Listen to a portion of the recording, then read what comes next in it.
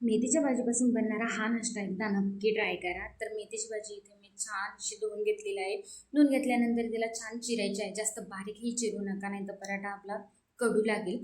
चिरून मेथीची भाजी चिरून झाल्यानंतर इथे मी घेतलेलं आहे गव्हाचं पीठ, त्यामध्ये ॲड केलेलं आहे 1 चमचा बेसन, त्यानंतर मीठ, हिरवी मिरची आणि लसणाची पेस्ट ॲड केलेली आहे, त्यानंतर चाट मसाला ॲड केलेला आहे, हळद ॲड केलेली आहे आणि आपला ओवा जो आहे तो थोडासा क्रश करून यामध्ये ॲड केलेला आहे। हे सगळं ॲड करून झाल्यानंतर चिरून घेतलेली मेथीची भाजी जी आहे ती ॲड केलेली आहे आणि ह्याचा आपल्याला एक छान असा डो तयार करून घ्यायचा आहे। पीठ मळताना जास्त घट्टही मळू नका आणि जास्त पातळही मळू नका, मीडियम ठेवा। बघू शकता मी इथे छान याचं मेथीची भाजी सगळ्या पिठामध्ये मिक्स करून छान याचं एक पीठ मळून घेतलेलं आहे।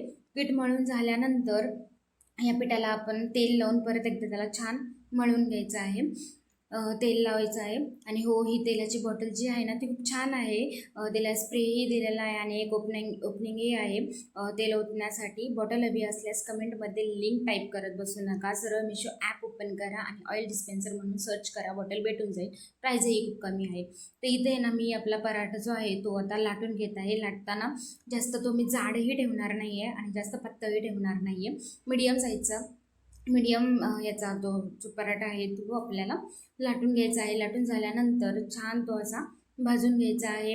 भाजताना तुम्ही इथे तेलाचाही वापर करू शकता किंवा तुपाचाही वापर करू शकता।